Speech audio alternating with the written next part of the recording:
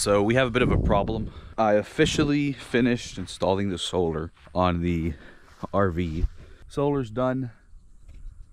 Only issue now, my converter is not working, and really unfortunate. We look inside here right now. That right there to the left of my battery is my converter. The converter basically just charges the battery, and if I can't get that to work, I'm not going to be able to take my trip, because that was like, yeah, I have solar on the roof, but that solar is not even going to be remotely enough. I was really banking on this converter being the primary source of my power. So if I can't get this to work, I'm going to have to order another one, replace that, take it out, put another one in, and that's going to delay my trip even more. Yeah, all it's doing right now is it'll turn on for about 3 or 4 seconds, and then it'll shut back off. And I'm hoping, I was initially connecting it to the house through just like a regular outlet inside through the window, and I'm thinking that the voltage that I'm getting is not sufficient, because it's a 15 amp outlet. This is a 30 amp RV. On Monday I have my generator arriving, and I'll be able to test with a full 30 amp outlet, because the RV or the generator has like a 30 amp outlet on it. So that's going to give me some testing capabilities. And it's really strange, because I know I warned you guys in the last video about using the converter when the inverter is on, because the inverter pulls power from the battery and powers the outlets and the AC and everything. And then if you turn the converter on while the inverter is on, the converter will put energy back into the battery while it's pulling out of the battery. And in that conversion, there's a loss of power. So about, like, in this case, it's like 300 watts or so. When I turn that on, when I turn the inverter on and power the converter, the converter stays on. So I don't think there's anything wrong with the actual converter itself. I'm thinking there might be some sort of basically not enough power for the converter, and that's what's causing the actual converter to shut off using the regular 15 amp outlet. So yeah, the freaking solar panels got covered again. Okay, I'm gonna take down that tarp and I'll be right back.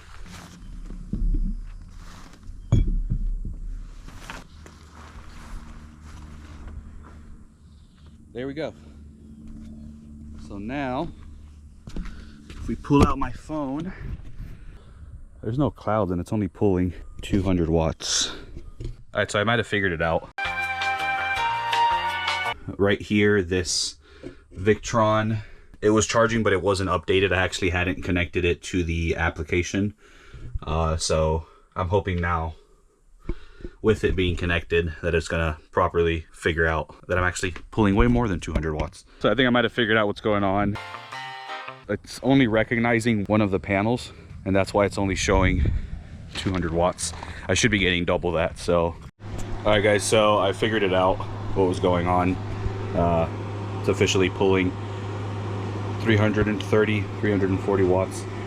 This thing can pull up to 400, but yeah, it's just not, both panels are not at 100%, but that's fine. It's pulling a lot more than it was. I figured out what it was. It was just that the solar charge controller that I purchased was not the right one, so I have to return that one, and I purchased the bigger one from Victron, and that one can handle up to 440 watts in a 12 volt system. So I misunderstood charge controllers. I thought charge controllers, you would just multiply the voltage by the amps to get how many watts it can handle, but that's not the case. There is a limit. Voltage and amps that are on the charge controller are actually just completely separate numbers. It's just the 7515 can handle 75 volts at max, and it can handle 15 amps at most. Same thing with the 100. The 100 can handle, the 100 with 30 amps, it can handle 100 volts, and it can handle 30 amps. It doesn't mean it can handle 100 times 30. So that's the 130. We'll open up so this is the charge controller. It's pulling 330 watts. If I go here, right now, I'm actually losing 272 watts. And that's primarily because I'm running the air conditioning. So rather than the air conditioning costing 540 watts, what it normally costs, it's just costing 270, because most of the solar on the roof is actually powering it. So it's pretty nice to have. It gives you the ability to supplement your power needs. So for me, my plan is to basically, you know, while I'm sleeping, run the air conditioning, and then when I wake up, turn on the generator, power up the batteries to like 80-ish%. I only really maybe need to run that generator for 3 hours in the morning, and then I can turn it off, have the solar panels help with most of the loads that I'm going to be running on the RV, including the air conditioning, you know, Starlink, my laptop, all that sort of stuff. Once I have all of that being powered throughout the day with the solar, and then at night run the generator for another 2 or 3 hours to charge it up so that I can run the air conditioning that night as well. And depends, because I'm planning on going up north in the northern United States. A lot of the states are actually pretty cool. They cool down at night even during the summer, the higher elevation that you go. So I'm going to be going up towards, I don't know exactly where yet.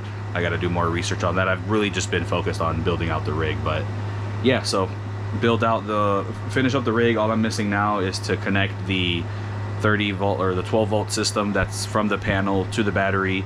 I have to drill a hole under the RV to run that cable. I have to use these right here, which I'm going to use these to connect the cable from the 12 volt system in the RV to the actual batteries, the lithium batteries that I have inside the storage bay. So yeah, I just have to do this, connect that cable, and on Monday I get the generator so I can actually plug in the 12 volts system and the 110 or 120 volt system to the generator's 30 amp port, and that's going to let me know whether the converter is working. If the converter doesn't work at that point, then I have to revisit that, and that's really the last project that I have to tackle. Oh, actually, no, this isn't really a necessity. I'm just doing this out of convenience. I'm swapping out the propane tank in the front of the RV. I'm going to be swapping it out for a 2 propane tank system, so I can actually have 2 propane tanks simultaneously. That way I just have more propane for when I'm out boondocking and not have to worry about the gas running out. So going to be swapping that out. That's going to take maybe 15 minutes. That's a pretty quick project. And yeah, so almost done. It's been a long, tedious process. I have air conditioning. It's very nice. It's not like 100,000 degrees in here. Right now outside it's very, very hot. So I've just been trying to tackle the projects little by little. Finish connecting the solar panels. I might hit another round of Dicor onto the solar panels just to make sure that they are drying out, and that they are like very, very waterproof. Just because I do not want any water getting in. So I do have to watch that. The solar panels they're more or less like right, where are they? They're like right, they're probably screwed in like right here, right somewhere here, and then back here somewhere. I don't know exactly where, but I do have to watch that. I have to make sure that there's no water leakage. Yeah, I'll keep you guys posted. Thank you guys for watching, and I'll catch you guys on the next one.